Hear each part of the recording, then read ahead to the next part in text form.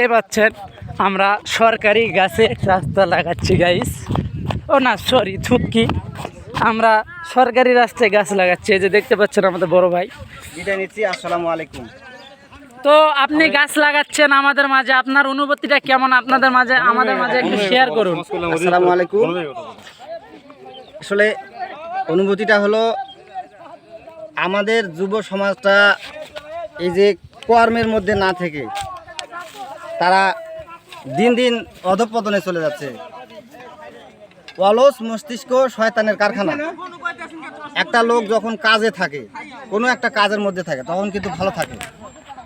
তো আমরা এই লক্ষ্যে যুব সমাজকে ভালো কিছু করার জন্য, দেশের উন্নয়ন, নিজের উন্নয়ন, অর্থনৈতিক উন্নয়নের জন্য তাদেরকে সম্পৃক্ত করেছি। বাংলাদেশ সরকারকে ধন্যবাদ, তার সঙ্গে ধন্যবাদ জানাচ্ছি ইউপি চেয়ারম্যান সাহেবকে। এর সঙ্গে আরও ধন্যবাদ জানাচ্ছি আমাদের 1 নম্বর ওয়ার্ডের সম্মানিত সুযোগ্য মেম্বার জনাব মোহাম্মদ মোতালেব হোসেনকে। উনি এই মহৎ উদ্দেশ্যকে সামনে রেখে আমাদের যুব সমাজকে উদ্বুদ্ধ করেছেন।